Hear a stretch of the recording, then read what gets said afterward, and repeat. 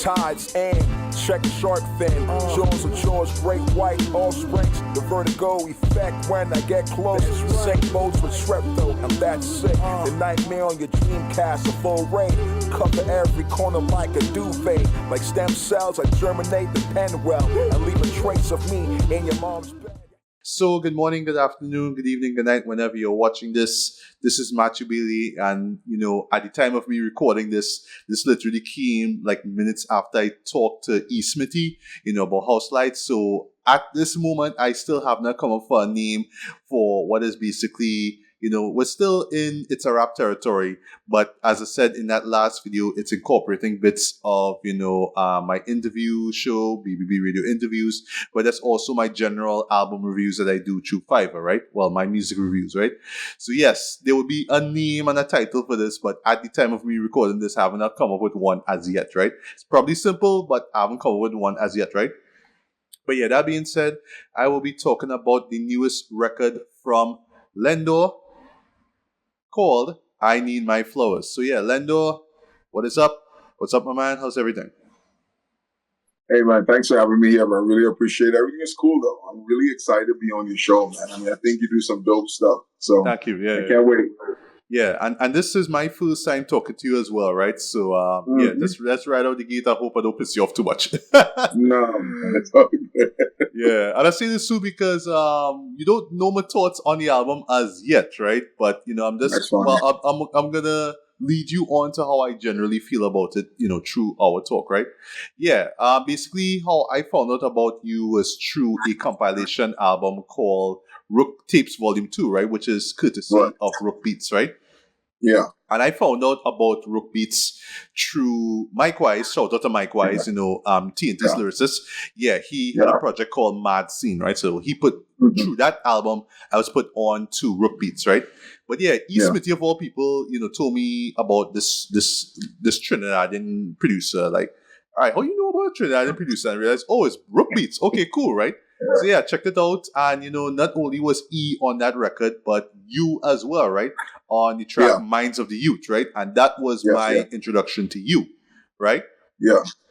And then cut to some time later on, I can't really say it's like a year or so, and there was the there was Mike Wise's album from 2023, and I heard you on that, right? You, Mike Wise, and Heezy Hines. Shout out to Heezy Hines as well. The degree of difficulty. That was the title that escapes me right now. It's like, okay, you guys know each other. All right, so there's some kind of rapport going on. Okay, no problem. Yeah. And then you actually reached out to me. You told me to check out your EP. That would be A Beacon in the Dark. And yeah, that was like my first full project that I heard from you. Really enjoyed that. And that actually put me on to DJ K1, right? I'd never heard of this guy before. And yeah, I was just blown away by his beats. I thought his production was just great across the board, right? There's my one gripe with it though, is that it's an EP. You know what I mean? It's one of those things, right? It's an EP. I wish I got more tracks, but it's fine, right? Okay. So just to go back to what you started with, so I know Rook and I. It's really Rook and Silence, right? So when I lived in Trinidad, Rook and Silence and Ezekiel Keller. I don't know if you ever heard of Ezekiel Keller. He's like a real serious hip hop producer in Trinidad. He's also a national cyclist for Trinidad, but he's been on the hip hop scene since 1998 in Trinidad, right? So when I was doing hip hop in Trinidad, when I first started, right, I came up under the names like guys like Dredrin. Spot Rushers was coming out as well in the early times. There was guys like Smurf, Young Hollywood, Shines, LVT Shines. Like, so those are the dudes who, when I started in Trinidad, those are the dudes who are kind of like headlining everything, right? Rook and Silence, we connected I think in 2004 or 5. We connected through I don't know if you know guys called Quincy Ross and James Hackett, right? These are two dudes. I know James. I know James. I know the name James. So James Hackett used to host a talent show on Picton Street in Woodbrook. I used to work at an internet cafe around the corner from the U.S. Embassy right there. And Rook and Silence, we all three of us met in that internet cafe, and Rook was like getting his feet wet in beat making and production, and Silence as well. And then we sort of we made a path together, and we started growing together. And then we were taken in by Ezekiel Kello, Next Level Studios. You could ask anybody about him. He's like a light skinned dude. He cycles to Trinidad, whatever. And we started creating music. And Ezekiel, everyone calls him ZZ. Like, he started teaching us how to make music and how to write, how to put together final production, writing and recording and whatever. So fast forward. At the same time I was doing that, I was actually heavily involved in sports. I played basketball for Trinidad, and then when I played basketball for Trinidad, I got a scholarship to go to the University in Oklahoma, and that didn't work out. And then a coach put me on the football field, and he saw what I could do. And from 2010, 11, 12, when I got my first pro contract in 2012, everything hit the roof. So I kind of left music for about 5 years to focus on sports. I didn't really do much, but behind the scenes, I was still there, going to the studio with my boys, whatever. Meanwhile, I was traveling back and forth, doing all these things, traveling back and forth, whatever. So when I got signed to play in the Canadian Football League here in the CFL, for Toronto Argonauts, and then Calgary Stampeders, and I moved to the U.S. and I played there as well for a few teams. I started getting back into music slowly but surely. With that being said, COVID release. I moved back to Trinidad in 2016, where I was a strength and conditioning coach there for some athletes and stuff like that, and then when COVID happened, I started getting back into music. My boy Rook and stuff like that, they started encouraging me back into music, whatever, and Silence, whatever. And we dropped, I think I dropped a free EP on my YouTube. I forgot what it's called, but I dropped a free EP on my YouTube, and Rook and Silence, and it took off. The first record that I kind of put out there was called I Do. It was basically it was more like a spiritual conscious track. I put out a lo-fi joint, and it did well. And from there, we just kept building. During that time, I reached out to Mike Wise because there was a point in time how a lot of things changed in Trinidad, where it's when I moved back home, in our time, in the 98, 99 time, 2001, 2002, hip-hop nights were a thing, right? Judge Jace used to throw hip-hop nights. He used to have Fat Black Pussycat and all that. That's what he called it. It was funny as fuck, but that's what he called it. And the hip-hop vibe in Trinidad was much more bubbling. When I moved back home in 2016, there was none, right? There was no more hip-hop nights, nothing at all. So I was looking for artists to kind of feature with, and while I was there before, and meanwhile during COVID, I was getting ready to move back here because I got married and everything. I moved back here. And I reached out to Mike Wise. I met Mike Wise through just reaching out to him and having conversations. We did a record. We did a record called, I think it was Signs and Times, off of Rook's production. And from there, everything else and I moved back here, and then we always kept in touch. We always kept working with each other, and the rest is gravy. I mean, I met Hezi through Mike Wise. In fact, I met Hezi through Mike Wise, just talking to him on social media and stuff like that. He's a dope artist. I think Hezi's dope. Yeah. Yes, he is. Yeah, I think he's mad dope. So, we sort of started just working with each other. He featured me, I feature him. I think I tried to put Hezi on an album that I had called A Few Pages from My Dark Ages that was produced by Rook solely. And E. Smitty's on there as well. A bunch of different artists is on there as well. So yeah, we all know each other. We all know each other from just, exchanging and talking to each other on Facebook. All right, well, that's amazing, man. Just how you pretty much broke down that whole, camaraderie that you guys have. That's really amazing, man. Yeah, Yeah. yeah, So yeah, before we jump into this new record here, I Need My Flowers, right? You know, yeah. yeah, so I was just taking note of what it is you were doing, right? But where I Mhm. really like locked into what you were about, right, was Yeah, a record called the Requiem, right, yeah. which came out not so Wow. much late October but early November of last year, Yeah, right? yeah, Shout out to Rocking. He was supposed to be part of this interview here, but he wouldn't he isn't available. So yeah. at the time of me recording this, yes, I will reach out to him, and you could see a video of that very soon, right? But yeah, Fair when enough. I heard you guys on that record, right, and again, Mhm. shout out to DJ. It's either K1 or Kwan. K1. It's K1, yeah. Come on, come Yeah, on, come K1. on. K1 or Yeah, K1, sorry. Kwan. Yeah, Sorry, Kwan. sorry, Yeah, sorry, sorry, Mr. Man. Yeah, you know me, but Kwan. Yeah, yeah, yeah, yeah, but just what he did on those beats though, and just how you yeah. guys rocked over them though was like, all right, okay, now I get it. Now I get it, right? Yeah. Whether it's tracks like No Limits, for example, like just that Mhm, beat has been stuck in my head for mhm. days. 20 Right. days later, boy, like just that solo track that you did.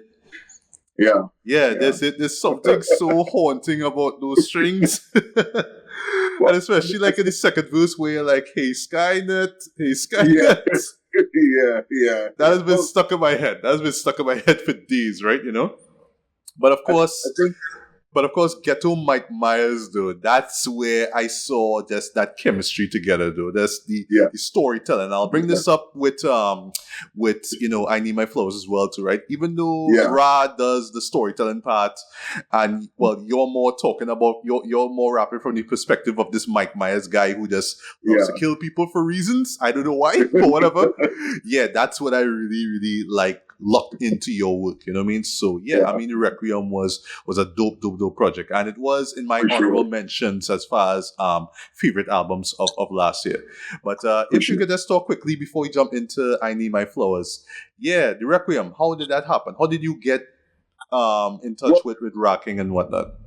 well, Quan being the producer, Quan Raw King reached out to me because he started working with Quan, and he wanted to feature me. The very first track was No Limits, right? So he wanted to feature me on that. And the thing with Raw King is that when I listened to his music and what he stood for, it kind of connected, right? So I was like, okay, cool. I can work with this dude, and the vibe was so cool, and the idea was so dope. I was like, you know what, bro?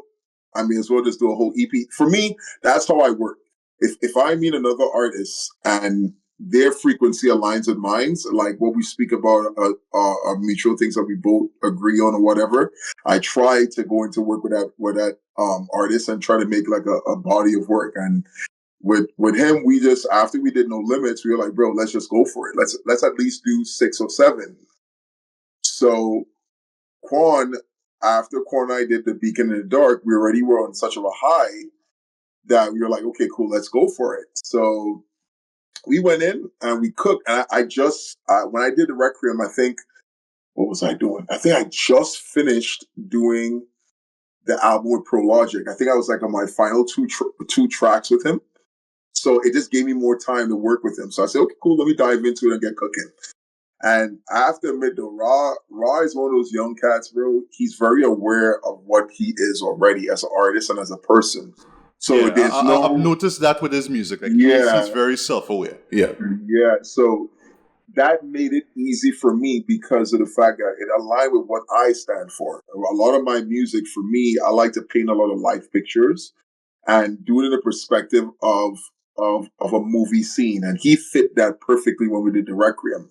So and then Quan and I have became great comrades now. So it's like I've always respected what he did for me because when I met Quan, I was on an interview on his podcast, and one day he dropped a beat, and I was like, "Yo, could I do something with that?" And he was like, "Yo, cool, go ahead." And ever since then, we have kept in touch and be cool or whatever. And I think that was the glue, the cohesiveness to us, and I think that showed in the Requiem.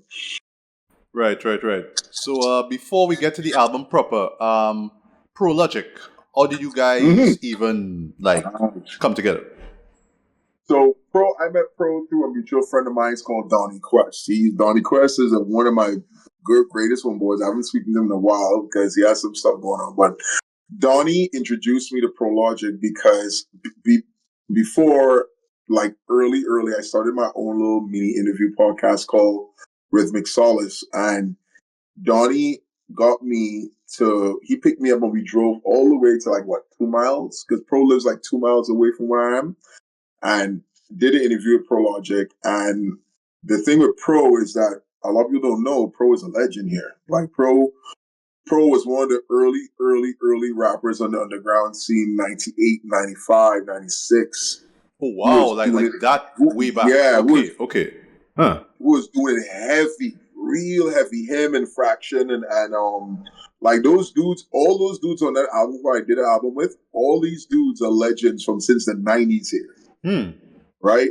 So when we met, we realized that we both love the same things. And the thing with ProLogic, I love his production though. Like I love his beats, I love his production, I love his vision too though. And he also taught me how to loop and sample and put things together and cut, because on I Need My Flowers, I actually did 2 of those beats by myself. Yeah. And he taught me how to do that. So, so Pro is kind of like a real, he's like another big brother to me. Joey's like another big brother to me. So it's kind of like, he just accepted me for what, say, yo, bro, you're dope. I want to work with you. Boom. Pro and I, he's like my guy, right? Because we met, he was very instrumental in tapping me into the Toronto sound, the Canadian hip hop sound. And out here in Canada, boom bap is it.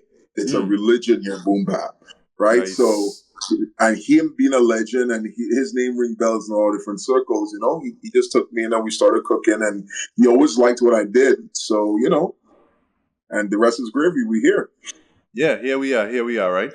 So yeah, I Need My Flowers, I'll just let you know, is a very, very, very appropriate title, man. Because just like for me, just the main takeaway from this record is how versatile it is, right? You're just given so much variety, as far as subject matter goes, as far as how you approach subject, certain themes and whatnot, right? And then of course that's reflected through ProLogic's music, right? So we're just gonna go track by track, right? It's 10 tracks, gonna move as fast as I can, right? So first track, Love, which is produced by you, right? And I like the fact that you did the first and last track. That's really cool. For one thing, that beat though, very soulful, right? Very 70s soul, but it has a sort of a blaxploitation vibe to it as well. Which I know that's what he was getting at as well, right?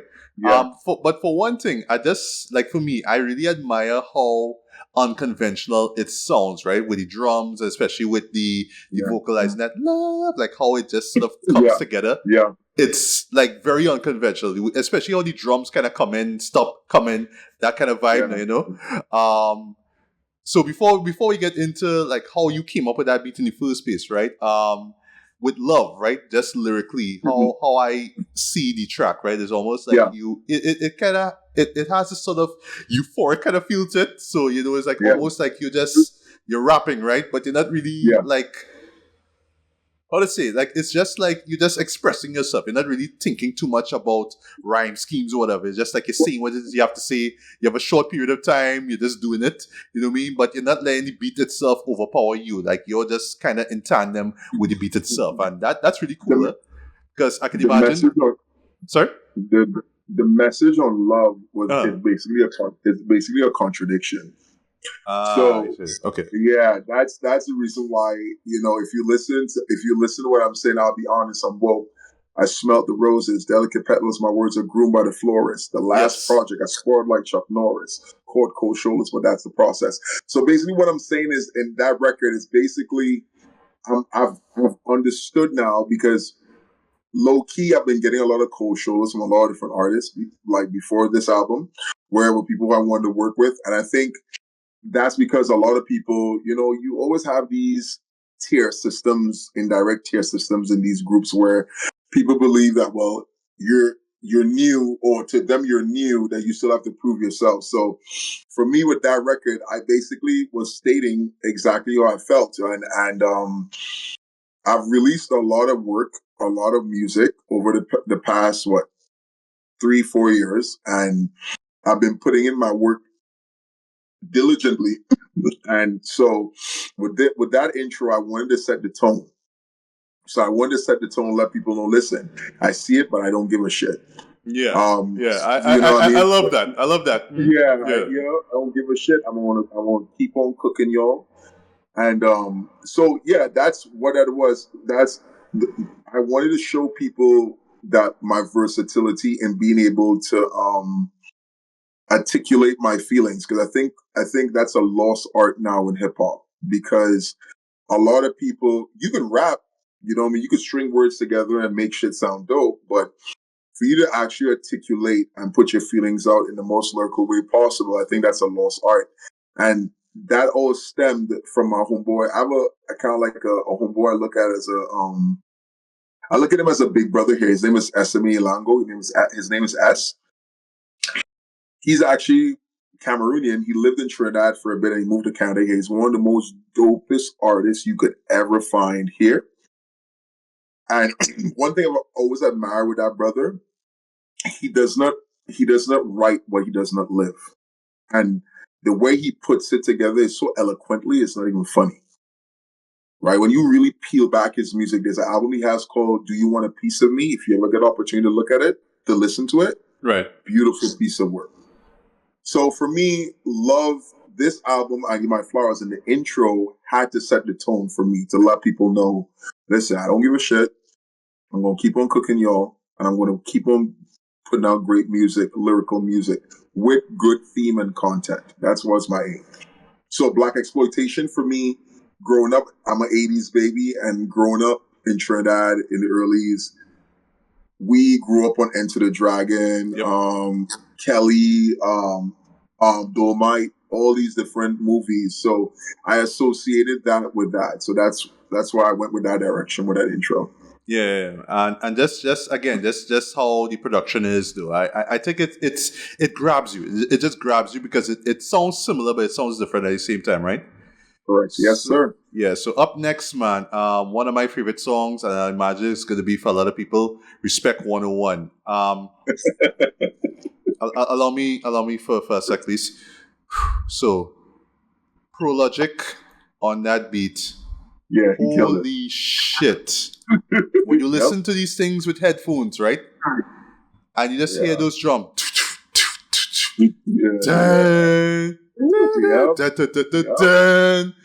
It blasts through your eardrums. I'm just hearing this, I'm like, wow. It's like the equivalent of being in a movie theater and a blaxploitation movie begins and you're just hearing the soundtrack blasting through the speakers. I don't know how this guy produced this, but it just sounds loud as fuck though. What I love, right, is that even though the beat is so overpowering, your vocals are clear, crystal clear. I'm hearing everything that you're saying. And yeah, that whole I don't give a shit attitude, it just blasts through it as well though. Like you just like, yo, give me my flowers, bitch, or else I will literally kill you. Like that mindset though. I love that. That beat is great.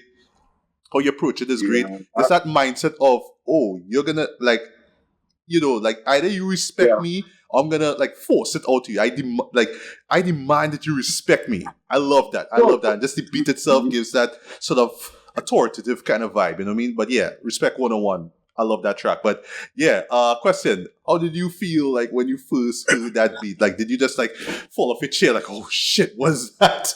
Well, truth be told, that was the very first record of this album. That was when started. When we first started this whole thing, he sent me that beat, and I would never forget when he sent me that beat. I came downstairs instantly, like, yo, I'm writing to this, and I was like, and the whole vibe of it, just the way how it started, and I told him, I said, bro, this shit is cooking, bro. Yes, it is. And so the idea for Respect 101, it was basically going off of the energy. I said, but for me, when I put together an album, and I did a video about this already, what's my process? Yeah. I start with a theme. Then I get a name. So for me, I Need My Flowers was basically me saying, give me my respect. Yeah. Right? So Respect 101, that beat fit that whole theme perfectly. So it gave me a lot of opportunity to really glide on it, to say shit I wanted to say on it, to really touch on certain points on it, like metaphorically and stuff like that. So it fit the whole vibe for me. I don't know if you're familiar with Little Brother. Yeah, I am. Yeah. The Minstrel Show, one of my all-time favorite records. I Right. love that. I love that So record. the Minstrel Show is my favorite record from them. Right? Yay!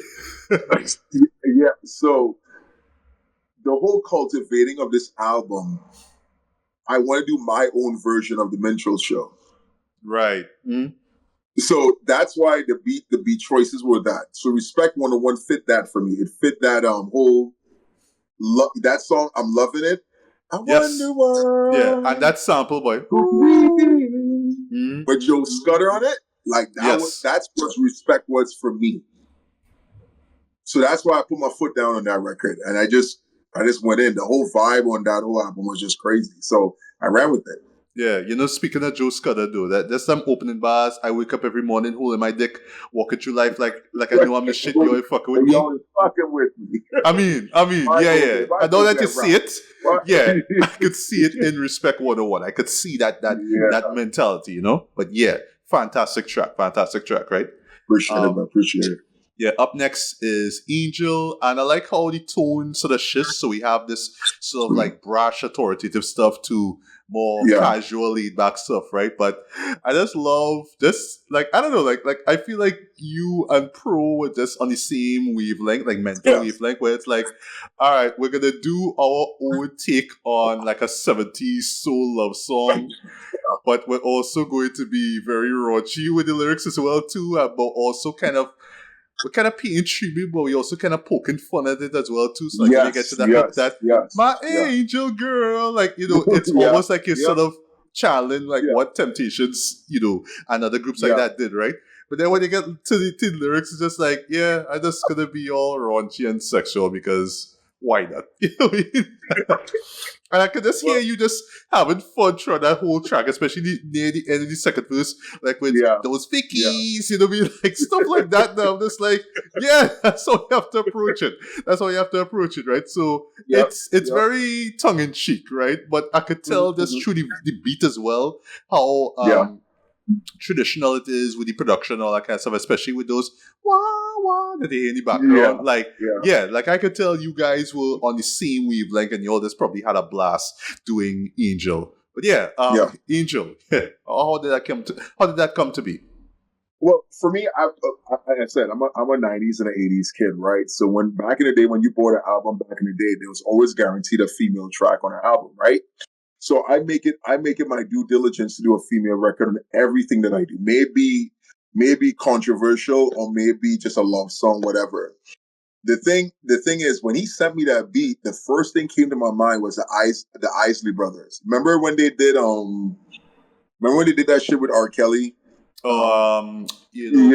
Contagious, yeah. Right, yes. Contagious, right? So my thing is that when I do work, I like to put a little bit of comedy in it or a little bit of a contrast in my music, right? Yeah. I think a lot of artists don't know how to play with their fans' perceptions sometimes.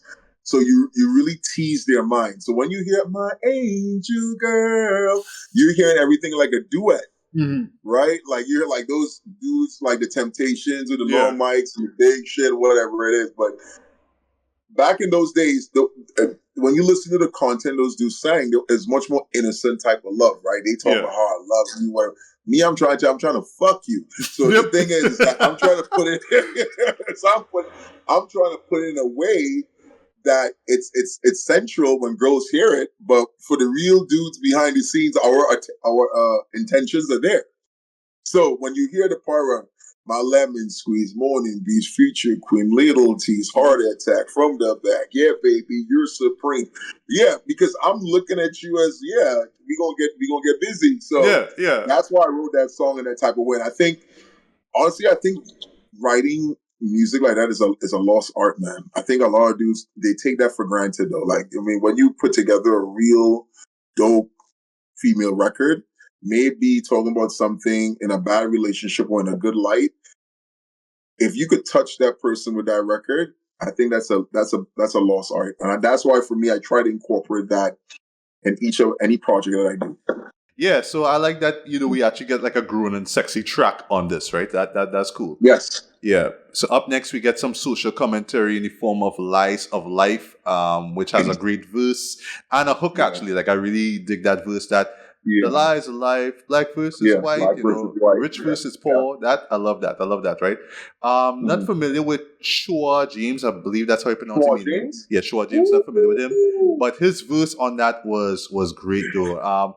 Well, for one thing, I would say that verse really hit hard, though, because I like in your case, you're just talking about, you're just outside, eating whatever. You just see this homeless guy or whatever, and he's talking about how he has to feed his family and whatnot, and and it ends with you just thinking, yeah, if I was in that situation, or at least that sort of like mindset, I'd probably kill somebody. I will kill somebody just to get money, you know what I mean?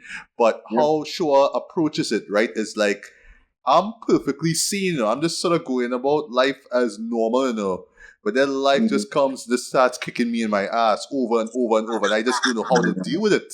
It's like, wow, like even I could break, man. I'm calling myself sane, right? Yeah. So I just love that perspective that he gives, that even a sane person could go nuts because of how, just that whole economic state of the world is, right? So I love that, right? And also I just love how, like, just sonically it's following from that whole 70s soul aesthetic, right?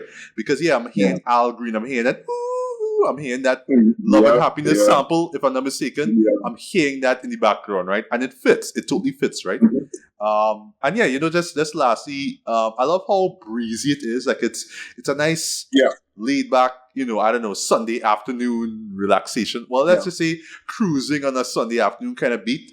But it's about some serious shit. It's about serious shit. It works. I love it. But Lies of Life, Shaw James, how did that happen? Well, I met Schwa through ProLogic. The funny thing is that I never met Schwa until we did the video in person. Wow. So the thing is, ProLogic, Fraction, Schwa, Docs, Righteous, all the dudes on that feature, they all roll together. So they live in a certain part of Ontario that's very far from it. It's called Kitchener. Kitchener. Oh, okay. Right? So I noticed that Kitchener address with your behind the scenes stuff, with especially ProLogic in the studio. It's like, there's a street called Kitchener. They're far. They're far from me. So the thing is that they all roll in the same faction. Like, ProLogic has produced a lot of dope artists, bro. And I've always been intrigued of how they do music. They do music in hip hop's purest form. They don't bullshit. They live in that uniqueness, that zone, that boom bap. So when I sent that record out, I asked Pro, I said, "You think Schwa could be on this though?" And I thought, honestly, I didn't meet Schwa then, but when he heard the record, he fell in love with it, and he gave me something that was priceless on that record. So when we met in person, we were both shocked because he's like short. He's like, "Yeah, I'm tall." So, but he has an amazing voice, though. I always tell people about his voice. He has an amazing cadence. Like, if you listen to Schwa speak, it's a real paranormal Twilight Zone type of thing, because you're looking. You see the short guy, and with his heavy voice, but he also has a very unique way of saying things. Like, he has a news reporter's voice, if that makes any sense. Like, he has a very weatherman type of voice, the way how he announces things and pronounces things and stuff like that. So he fit perfect on that for me, and it was dope. And the rest was history, man. A lot of people love that record, though. You'll be surprised how many people love that record. Yeah, I can imagine. Yeah. So up next we have False Prophets. Okay, so just right out the gate, I just love how you just waste no time calling these people out. It's like Creflo Dollar, Joel Osteen, Joyce Meyer. And that's the hook, Joyce Meyer, Joel Osteen. I'm like, Yeah, well, wow. You know, yeah, that's a hook. That's it right there, right? You know, it speaks for itself, right? Um, but again, I just love how like beat wise it maintains that whole 70s soul, because I could hear that soul, like especially with the horns that da, da, da, da, da, da, like you hear in the background. yeah, Yeah, I love that, right? yeah. But yeah, track speaks for itself. It's just about these, celebrity pastors. That's why I call them celebrity Yep. pastors who, yeah, preaching the word, but they're doing shady shit in the background. I love that you They're hustling. pull They're all absolutely hustling. no punches. You are letting people know, yo, this guy was probably doing some shit with some kids or some boys, whatever it is, right? Hmm. You just, yeah. But like, stuff like that. Like people need to hear stuff like this, right? But I'll put it like this, right? This is not a track that you give to people that you share with people who watch TBN on a regular basis. No, this is not for them. This is gonna piss them off the moment they hear just them opening vocals. They're gonna get pissed off the moment they hear them, right? But yeah, I applaud the bravery and the balls you have to tell this. I mean, it's nothing new, right? But yeah, like this is a message that people just kind of need to hear. Like we need to be Hmm. reminded of this stuff, right? But yeah, false Hmm. prophets. Like, why did you do this track? And like, did it come to you the moment you heard this? That you heard Prologic's beat? Well, I was brought up in the church, right? When I was younger, I had my mom, my dad, and everything. My dad was a spokesman for a church back home when I was growing up. And he's one of those men who never break. He always stood on business when it comes to whatever he preached and everything. He lived it. So for me, as I've gotten older, you start spotting the hypocrisies in people and some of these so-called, heads of churches or whatever it is. And you know, I think in hip hop back in the early 80s and 90s, we used to speak about things like this, right? And what started happening over the ages, everything started getting commercialized. Then you had the whole we movement, woke movement. You can't say certain things, whatever, whatnot. And I think for me, the reason why I'm very passionate about things like that, especially with false prophets, because just the other day, another one that came out called Marvin Sapp, who told people to close the doors to the church. Like these cats have been getting away from murder for years, and no one is saying anything. So for me, that's why those are some of the things I like to write about. I like to write about things to make people think, put things in perspective. Don't just listen to music because it makes your head bump. Understand there's a lot of evil out here and a lot of bullshit out here that they're forcing down our throats and trying to make it look normal. And false prophets and false preachers, yeah, I'm very passionate about that because they really and truly are pushing the ballot down. You're seeing they're part of one of the reasons why society is kind of collapsing a bit because you're playing with people's beliefs now. If you don't stand for what you preach for, the young man who's looking for some type of leader and leading and guidance now, when he looks at you now and you're a preacher, but yet you're trying to live like a rapper. Guys like Joel Steen, who in that wide realm of prosperity preaching, which is total nonsense and corruption, leading people astray just while making their pockets fat. And if you realize what I did in that song, I called up black and white preachers as well too, because I Yeah, didn't want people to think it was just focused on the black community alone. The white folks do it too. yeah. You know what I mean? When I speak about all these other people during COVID, a lot of those preachers made a lot of money off of people, bro. A lot of money, Yeah. and gave nothing back. Basically making them feel scared, like, oh, Yeah, end of the times, man, made a Yeah. lot of money off of these people and did not give them anything back, bro. That right there to me, it touched me though. So for me, that's why I wrote about that. And Pro gave me a LB too. Like when I listened to the beat, I was like, woo. And what I did, I put the dancehall cuts into it myself. I put those little cuts Yes, into it because I heard you get myself. mad now from Elephant Yeah, Man. All right, that was you. yeah, Because yeah. wondering if that was Pro, I was like, wait, Pro put that? Like, why I would he put put that in that? there. But now that I I put know that those you did, cuts it's in like, there. okay, that Yeah. makes sense. So I put those little elements into it to let people know, yo, false prophets, to give it that vibe. So when I started this song In Your Ear asking to give more wolves and sheep clothing for that cake, bro, Kenneth Copeland acting like a serpent. If you look at Kenneth Copeland, his face, he looks like a cobra. Mike Todd was another one too that basically I had to call him out too because Yeah. he did some nasty shit over COVID where he was in a sermon and he had a friend there. He's trying to prove a point about immunity to what's going on. And that dude stood there and spit on his homeboy's face, bro. What? Look Okay, at you. Can I actually, didn't you know can that. actually Wow. YouTube that, bro. Bro, YouTube that shit. Mike Todd literally spit to prove a point in one of his sermons, brought his friend up and and spit on his. And I was like, no, Wow. like so.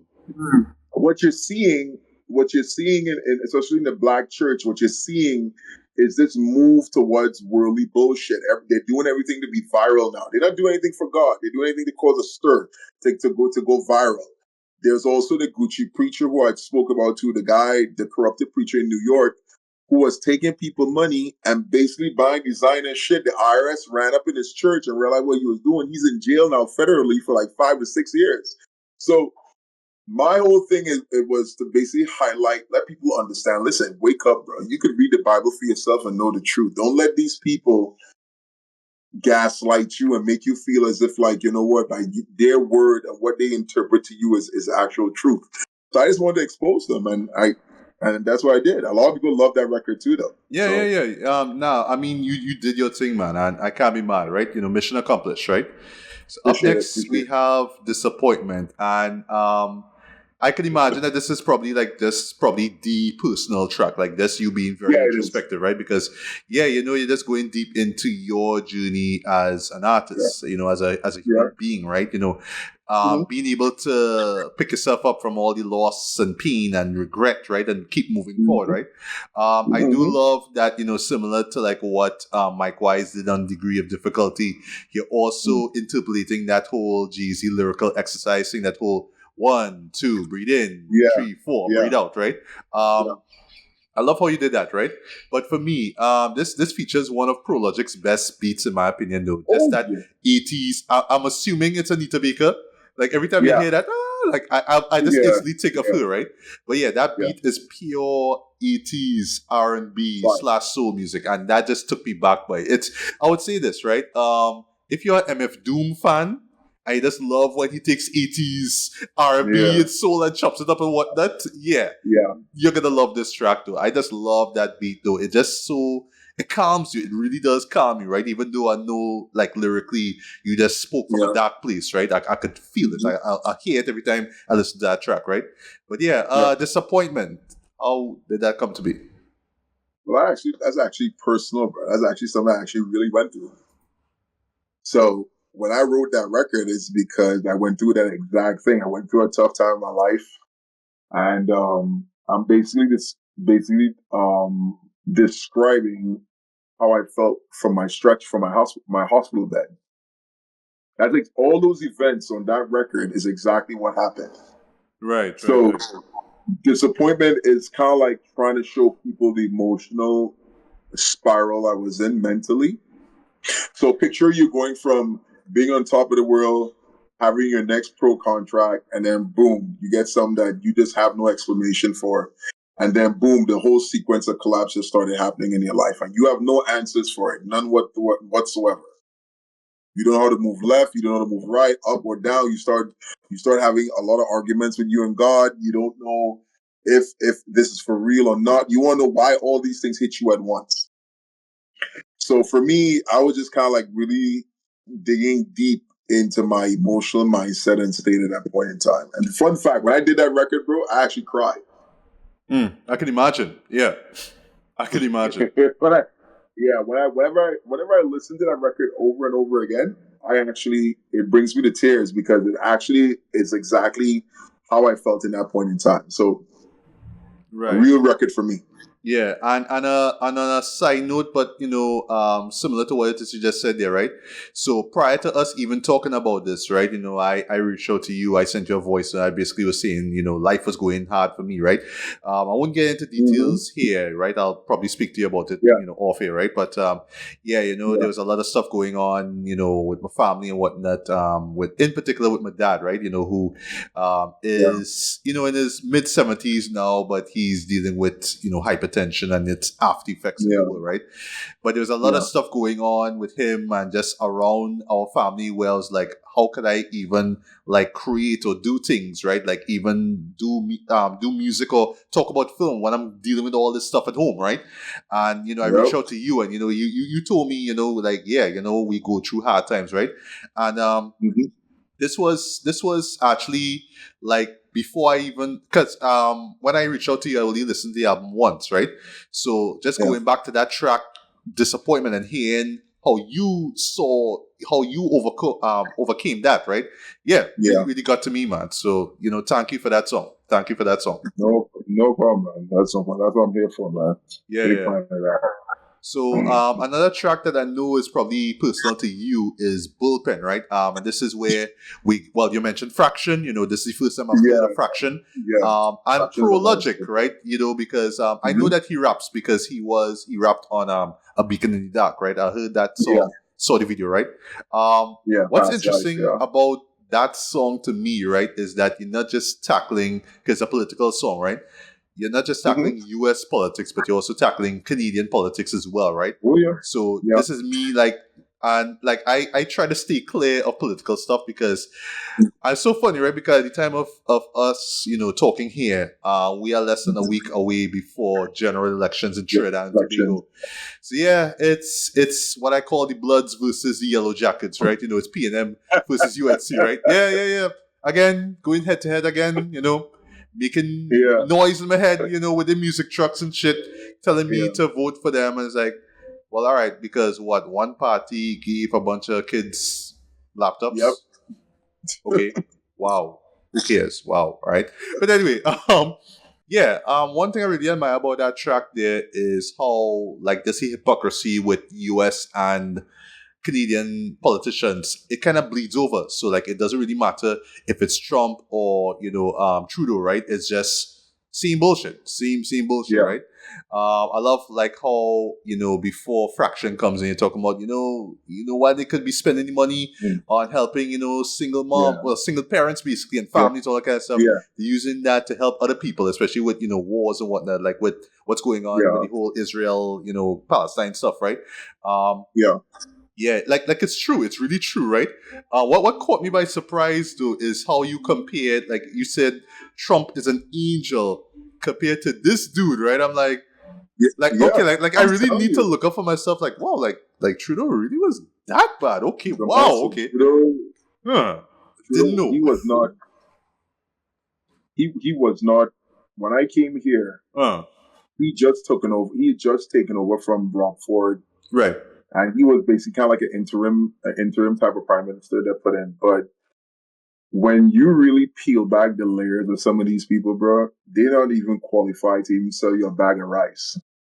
It's just the fact that they have a lot of lobbying behind them, and they get there. But the truth is, Trudeau, a lot of the policies that he instituted, he was probably the number one reason why Canada is in the unemployment rate it's in right now, because of the immigration. Because of the immigration influx that he incorporated during COVID and bringing all these East Indian people here and not having a place to put them. So the unemployment rate in Canada at that point in time was 6%. Now it's 8.4 and rising. Wow. Because you don't have any place to put these people, right? Your economy was only enough to support close to 35, 40 million people. You just basically put that up by 2-3%. Where you gonna put these people, bro? Yeah. So he did a lot of dumb stuff. Some of the policies he put into place was dumb, and everyone started getting sick of this dude. When you start really reading up his history about him, and Prologic is a guy could give you this because this is Prologic's forte. He's a political. If you listen to all Prologic's music, it's very politically charged. Right. And he was able to bring a lot of things to my eyes when it comes to that dude. The dude is behind the scenes is a nasty dude. Plain and simple, he's a dirty dude.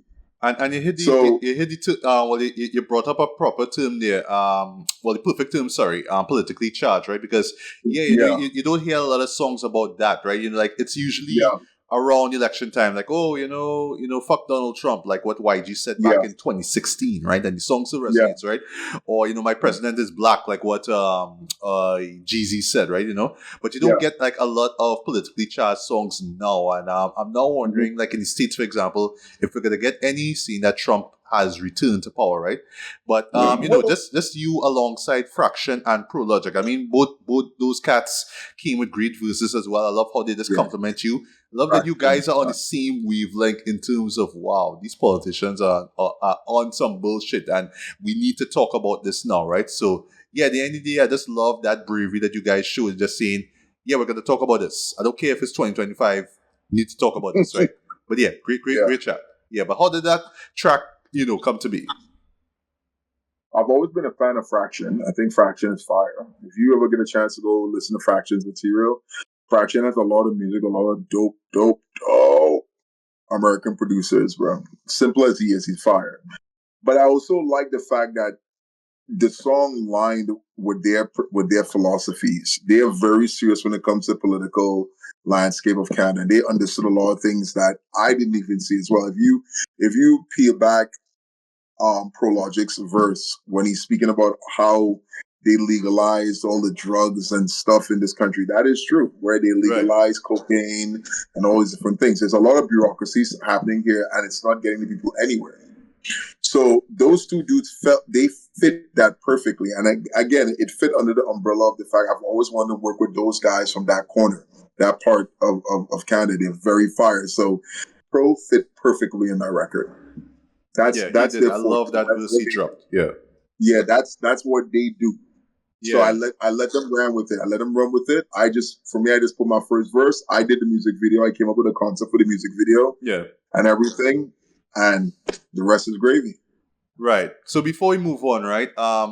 That's okay. How I pictured it was like something akin to like a podcast host, the way how he talks, like, sort of like introducing these people, like, this person, like we need to Yeah, listen to what he's about to say, right? Is that inspired yeah, by like a radio or podcast host? Like just the way how he yeah, talks, right? It just has to feel yeah, like I'm listening to some political podcast of some sort.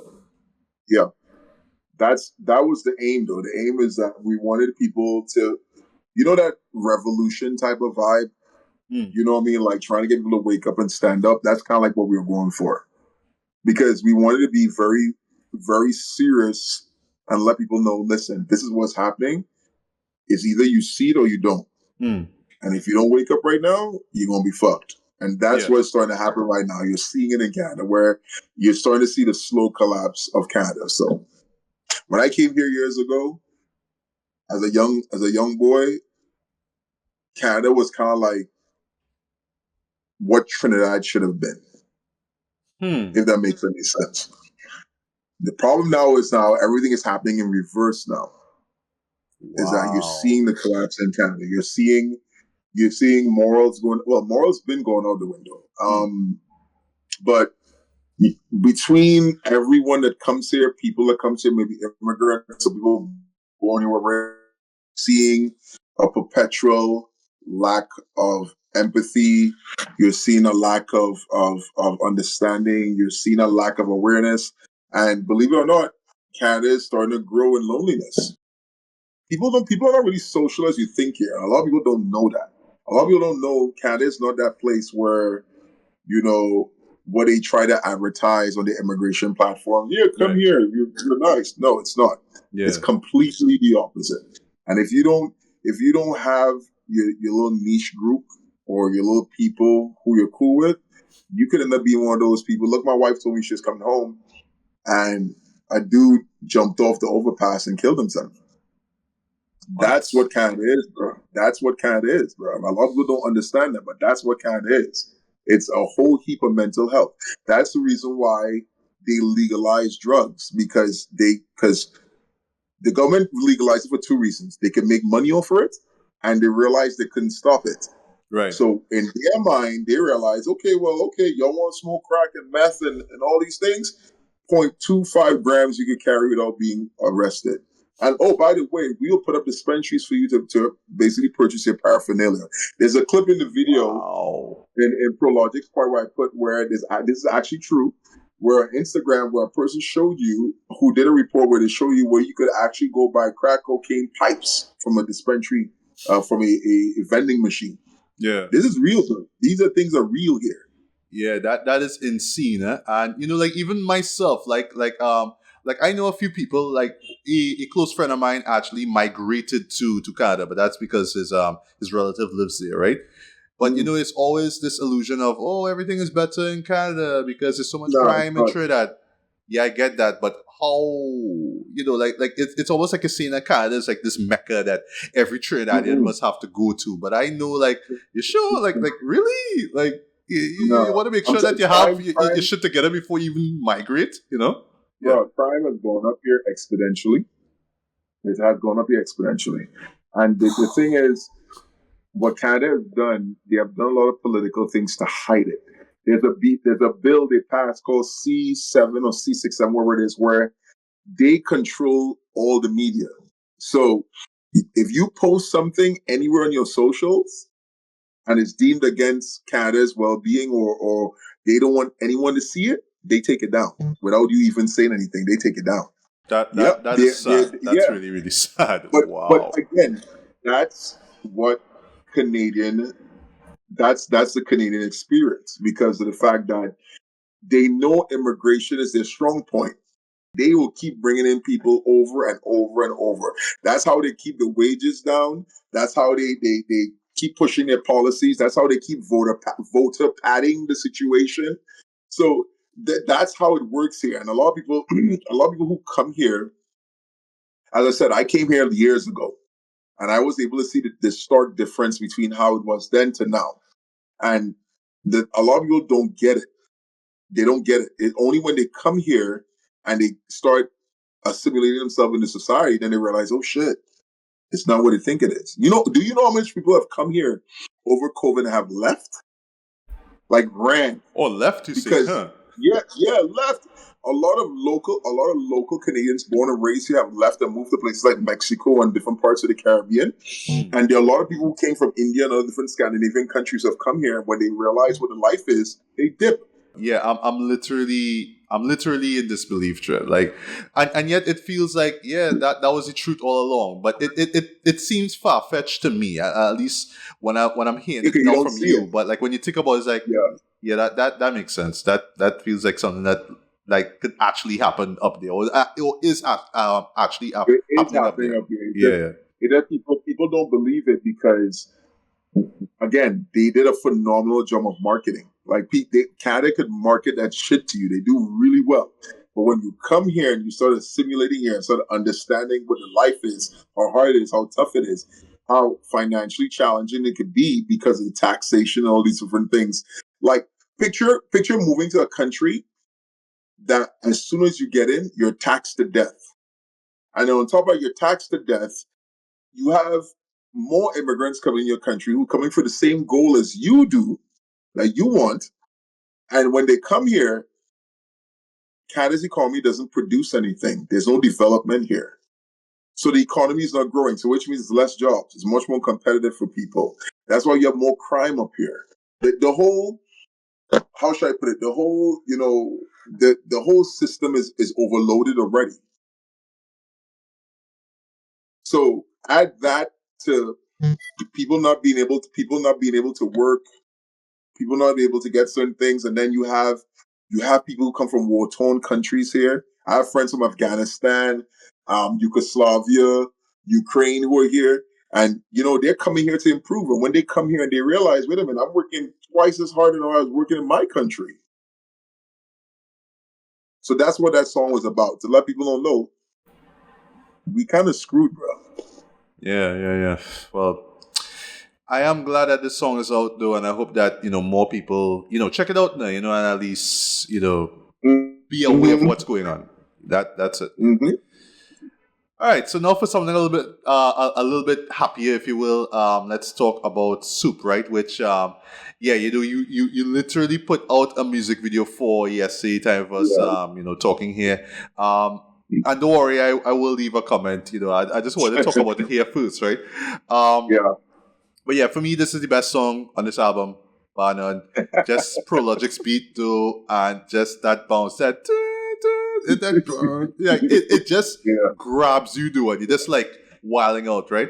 At this stage in the album, we just need that bounce, man. We just need that album to just get us. Sorry, we just need that track to get us excited, right? I like the fact that you teamed back up with Shark the S.O.B. and y'all had a track called. Yeah, well, I know that y'all collaborated together as well. So just the mere fact that there was a Shark Soup. So now so Shark Soup, right? Get it right?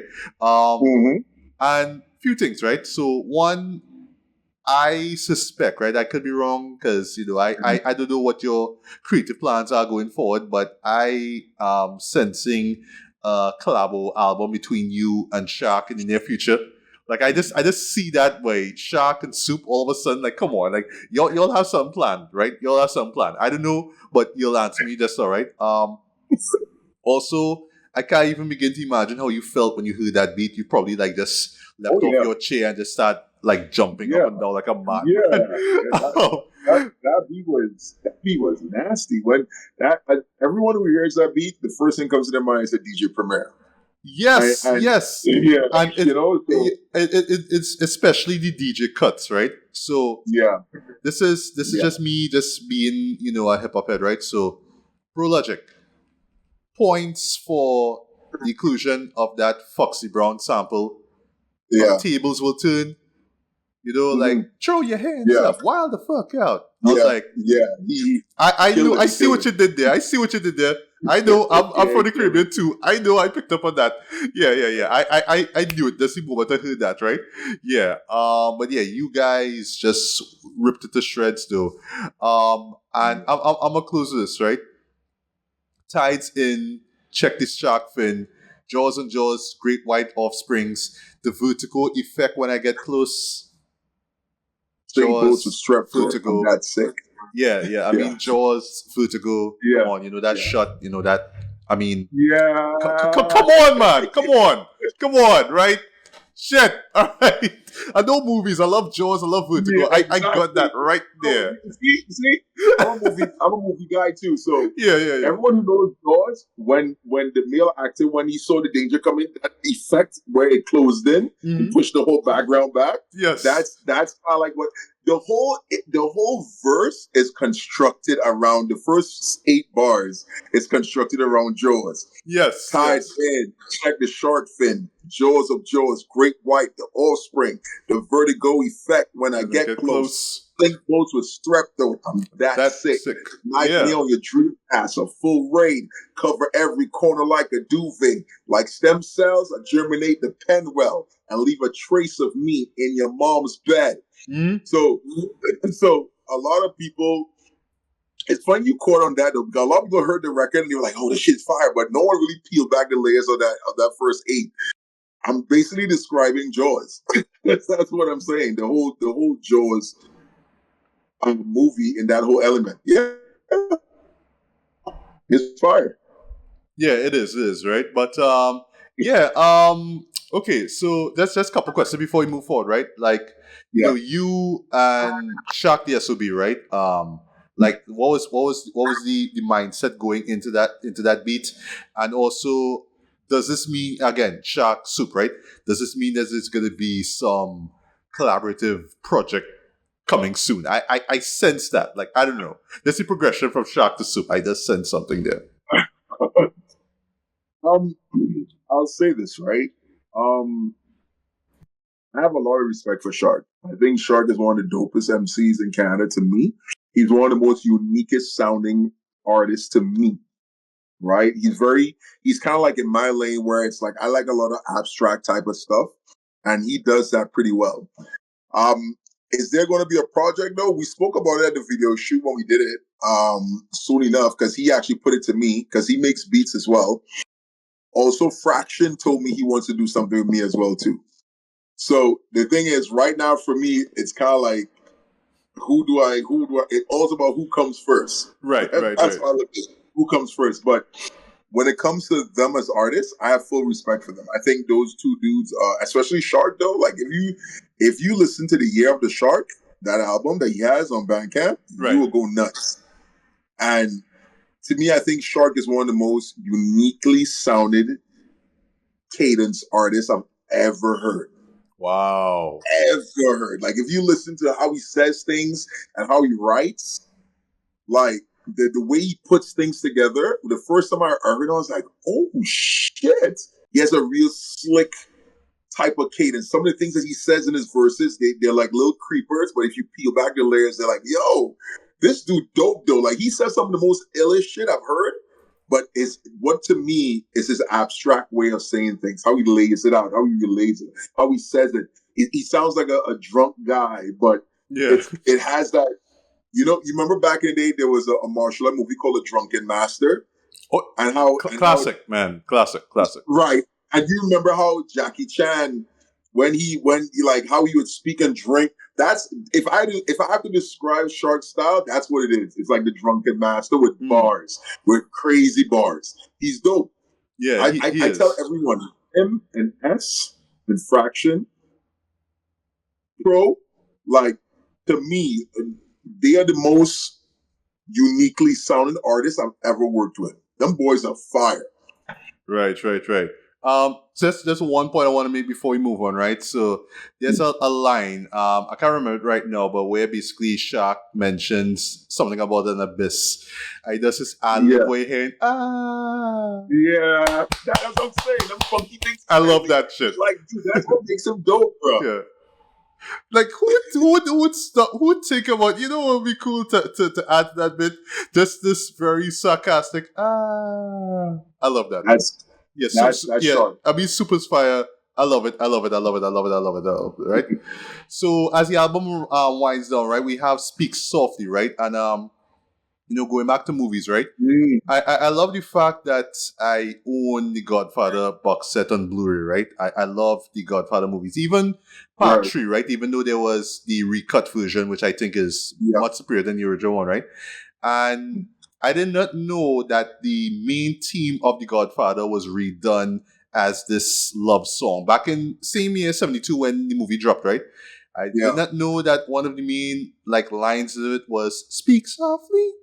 So when I heard that, I was like, wait, where does this come from? Or why does that beat sound like something Godfather-y? That da-da-da-da-da-da. And then I heard this song for myself. I was like, wow.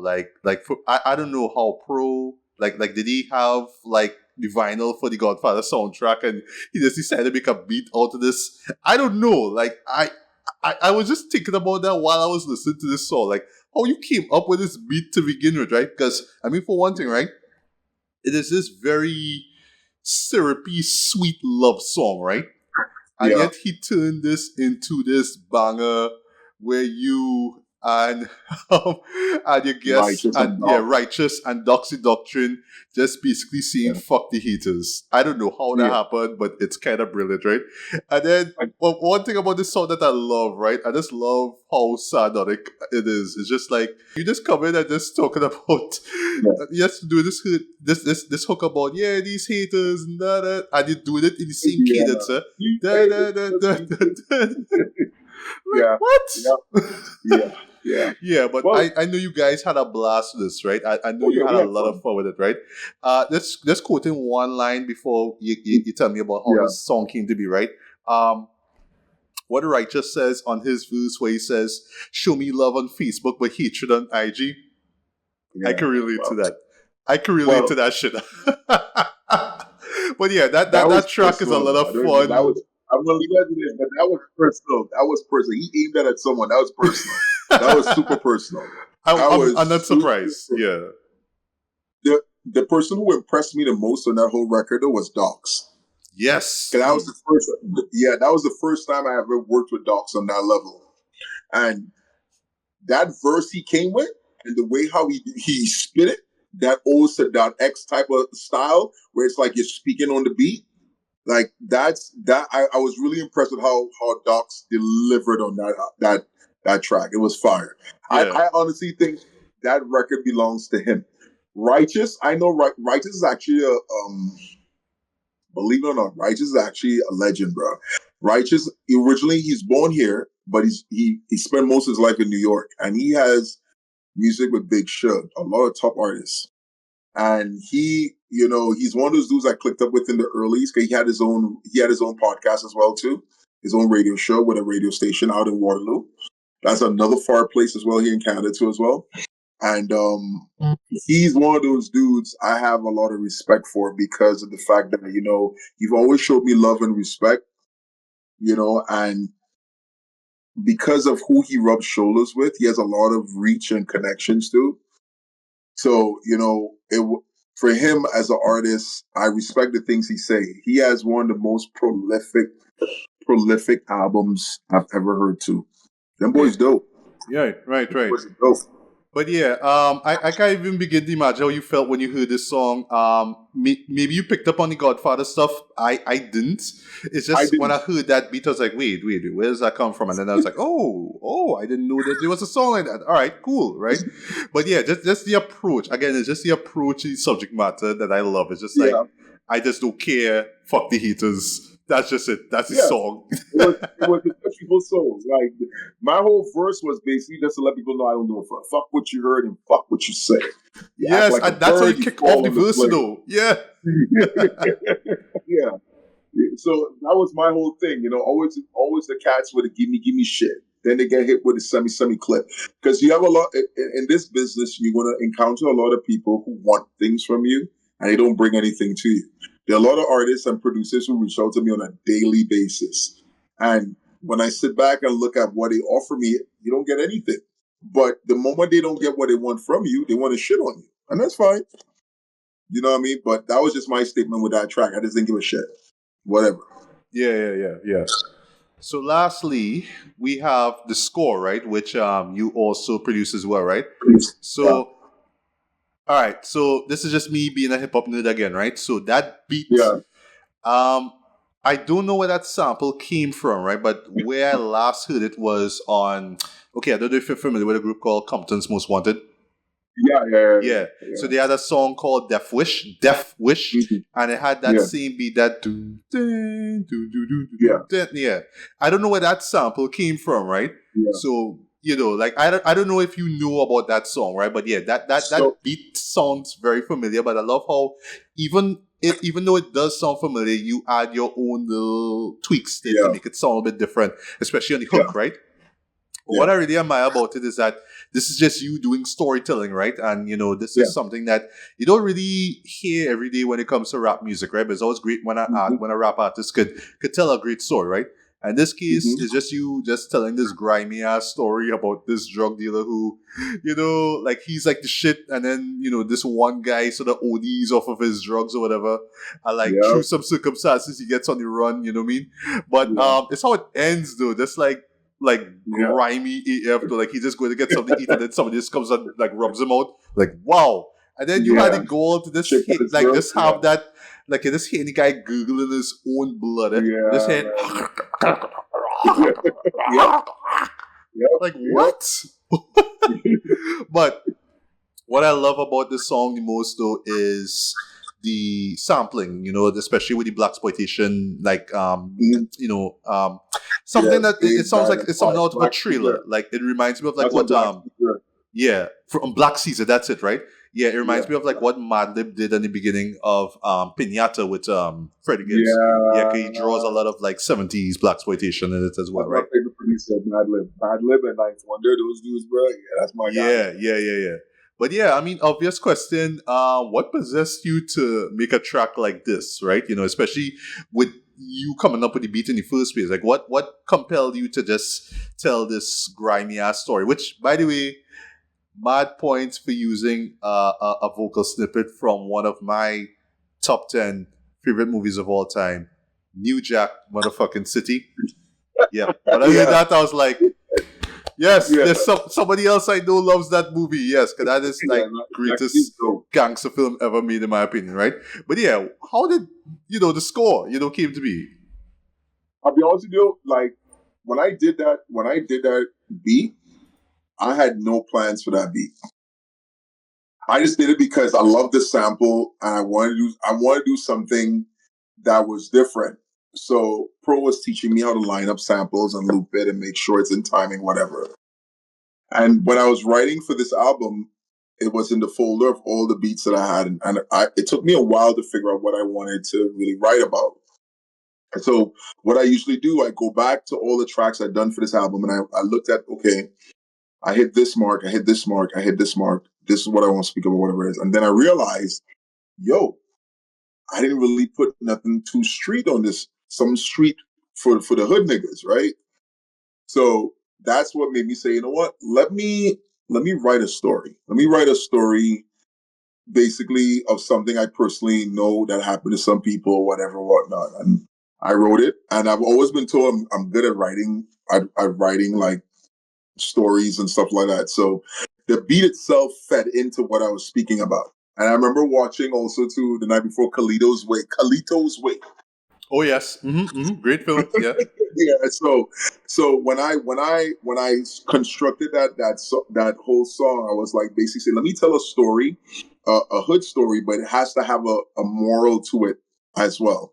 So that's why I came up with a hook. It's crazy out here. You know what I mean? So letting people know the street vibes, how tough the streets are, and putting the story of that young man telling someone something that he didn't want to sell, that he sold, and the adverse effect was bad for him, and now he has to go on the run and basically have to duck.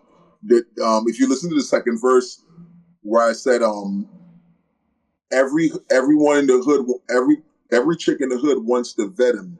Venom, yeah. Everyone wants to give him the venom or something like that. Well, basically playing on the idea, listen, you're hot in the streets. Everyone wants you. The girls think you're sexy because you're a goon. Everyone, hood niggas want to take your head off. The family of the kid, they want to bust your skull. Yeah. Like, you know, so putting that whole element into it. So that's why I kind of like want to do with that song. And I wanted to end the album abruptly. I wanted to end it with that feel of like helplessness. Right. You know what I mean? So that's why when I wrote like that, because when I was putting together the track arrangement for this album, and I kind of did it like over 8 times, trying to figure, okay, this song will go first, this will go third, that will go second. And then it hit me, it's like, yo, put score at the end. So that's why I ended score, like I put score at the end and gave it that helpless ending type of feeling with the gargling and dying. It's crazy out here. And then when the track ends, it makes you feel as if like the record is not over. And more like a to be continued, yeah. And yes, I exactly. also love that snippet with with the flowers. So it's going back to the title, right? Like I need my flowers, you know. I love that. That's really clever, you know, in terms of how you put that at the very end. Yeah. Yeah. So that's the album breakdown. But yeah, as you could tell, I love this record. It just shows your versatility, right? Like again, that's like just the main takeaway from it, right? Just so many styles, so many songs. You know, Subject Matter is stuff that we've heard before, right? But that's not through your lens, especially from somebody who lives in Ontario, right? So like something like the score, for example, you would think, oh, this is some kind of like East Coast shit or like some from, you know, again, with the whole Compton's Most Wanted, right? Some gangster shit from the West, so like that. But no, like you're talking about a Canadian story. That's what it is. Like, don't mind that there's the New Jack City sample, but no, this is a Canadian story, you know, true and true, right? You know? Yeah, you know what I mean? And you know, Pro Logic just on those beats, man, just great production from top to bottom. Top to bottom, sorry. Then of course the features great as well, right? You know? And just how cohesive it all feels, right? So like even something like the score doesn't feel out of place, right? With, you know, an album where we heard Angel, you know what I mean? Or Lies Alive. Like it still feels like it all fits together, you know what I mean? So that's what it is, right? And yeah, again, I mean that title couldn't be more appropriate, man. Like dude, like you clearly you put in your work on this too, and you've been it shows that you've been putting in work for years now, you know what I mean? Yep. I have been. Yeah. I think this album showed that I'm not a one trick pony. You know what I mean? I think if you look back at all my music I've released, and someone told me that the other day they said every one of your projects are very different, and that's for a reason, because I don't want to be complacent. I think now we're in an age of hip hop where a lot of artists are very complacent, from the beats they choose, the topics they write, what they cultivate, their album covers. I think no one is really pushing the ballot per se. No one is really doing anything different. So for me, I Need My Flowers is my version of, as I said, the minstrel show, because when you listen to Lil Brother's discography of all their music, the minstrel show stands out the brightest. Yeah, it does. Yeah. Because they were so diverse on that project, it wasn't even funny. Even down to their features were dope. Yeah. So for me, that's what I think I reached my goal with that album. And the funny thing is, the album is out, what, 2 months now? 2 months? 3 months now? 2 months? About, and, yeah. Yeah, and people are raving about it still. I even got like some people send me like their grades. One person gave me 5 out of 5. One person gave me a 4 out of 5. My boy Emilio gave me 4 out of 5. The rec room, some guys from the rec room and stuff like that, they gave me a high grade for it as well. Like the way how people receive this project, I really appreciate it. And I think I had no choice but to go all in visually for this project. I do my own music videos and everything, by the way. Yeah, so through Len-Dor, which is very clever. I like that. Len-Dor. Yeah. So for me, doing this project, the justice was very important. And the crazy thing, there's a guy called Music Makes Sense Hardcost. I won a month's free marketing with him. And he jumped on it instantly. He's like, yo, I want to market this whole record. I want to do everything for it. So he came in, he tapped in, he gave me everything I needed, and I learned a lot from him too as well too. And yeah, man, the coast is clear, and it's really heartwarming to see when people embrace your music, bro. Like, you know what I mean? Especially coming from where we come from Trinidad, right? It's like, people don't really look at Trinidadians as like real rappers unless they come out here or they go to the US or wherever it is, whatnot. But, you know, whenever people listen to your music, and I try to incorporate a lot of Trini stuff into it and everything like that, you know, but like my homeboy, I have a homeboy of mine who does that. So back home, Andel, he did the part in the beginning of S.O.B. Yeah. And by the way, well, just shout out to him for just, because not every day that you hear all the border, you don't usually hear that on local rap albums, but when I hear them, I'm like, all right, you got balls, sir. I love that. So he's also a dancehall artist, but the thing with Andel is that I used to train Andel when I was back in Trinidad in 2017 as a personal trainer. So we always kept in touch. So when I told him, I said, bro, because he has this really raw Trinidadian way of saying things. So it's like, yo, I want you to say that. I want you to say, yo. And back then, the lingo was shark. When they say I was shark and stuff, right? So Shark's name and that fit perfect. I was like, yo, I want you to say this to me. And he said to me in a voice note, and he sent it. And you know, so for me, it was just more and more I'm trying to incorporate much more unique perspectives, and not only of our Trinidadian culture, but also, you know, trying to blend things and do things in a much more abstract type of way. You know, I'm a big fan of Markami, and me too. If you ever get a chance, look up an artist called Quale Chris. I'm a fan. He's from Detroit. I'm a fan. Yeah, I'm a fan. I'm a major fan of Quale Chris. Like, if Quale Chris had a show, I'm right there in the first row. Like, I don't know. Like I love his voice. I just love his humor. He has this like very dark sense of humor. Everything he does is amazing, from his visuals to his voice to the way he says things. Like, he really, him and Cavalier, another guy, and Mo Ruff and all these dudes, Pink Sifu, Be Cool Aid, all these guys, Rap Ferreira, like, these dudes embody uniqueness. So for me, that's what I embrace. I embrace doing strange shit with my music. You know what I mean? That's what the record was for us. You know what I mean? So that's me, bro. Yeah. So before we wrap up here, right? Speaking of strange shit, right? But before we get to strange shit, so yeah, I didn't give him a rating. Like 4.5 out of 5, man. I thought that this was great. Just pretty much embodies, you know, who you are, you know, just your growth as an artist. And I just want to see you shine, man. I want to see you, you know, keep on making great music, you know, going forward, right? So that being said, speaking of strange shit, as we wrap up here, Abstractions. That's just me. Like, I want to hear to know, but you see it, I'm like, Um, I don't know. Yeah. I'll do you a favor. So Abstractions is basically produced by Silence. Now Silence is a Trinidadian producer. Again, him and Rook, they work together. Fun fact: Silence was actually the first dude who introduced me to producers like Madlib, Ninth Wonder, Peanut Butter Wolf, Quasimodo, these type of unique samplers. And he himself, his style is kind of like within that realm, strange shit. So Abstractions is basically it's basically like tracks that we did that were never released that I'm putting out there for free as a thank you to all my fans. And so visually, it's going to have like a video for it and everything as well. But it's a very short EP, but it's a very abstract oriented EP. All right. Okay. And when are we gonna get this? Well, at least to those who don't know, as we wrap up here.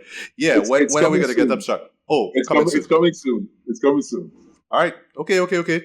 And one more thing. Where can people hear what I Need My Flaws? Where could people find that? You could go to my Len-Dor, LenDorBandcamp.com. Can't miss it. LenDorBandcamp.com. All right. But yeah, Len-Dor, it was great chopping it up with you. Great actually speaking to you, being about your great album, man. And yeah, you need your flowers. You definitely need your flowers. I think that this record that you put out here kind of solidifies that, right? But yeah, I really can't wait to hear what you do next. Abstractions, I'm ready to open my mind because I listen to abstract hip hop too, Like I listen to a lot of things. You know what I mean? Yeah, so I do hope to be entertained by that for sure, man. But yeah, thanks for coming through. It was an honor talking to you, man. It was great listening to that record. And thank you for the patience because I could have reviewed this a long time ago, back when I was doing BBB Radio. But I wanted to wait until I transition into this new chapter of me doing podcasting and music reviews and film reviews and all that kind of stuff, right? So yeah, it's a good thing that I was able to do it here with you in person, literally, right? Through It's a Rap, man. So yeah, I'm grateful for that. Thank you. Appreciate it, brother. All right. So until the next one, guys, take care. Peace.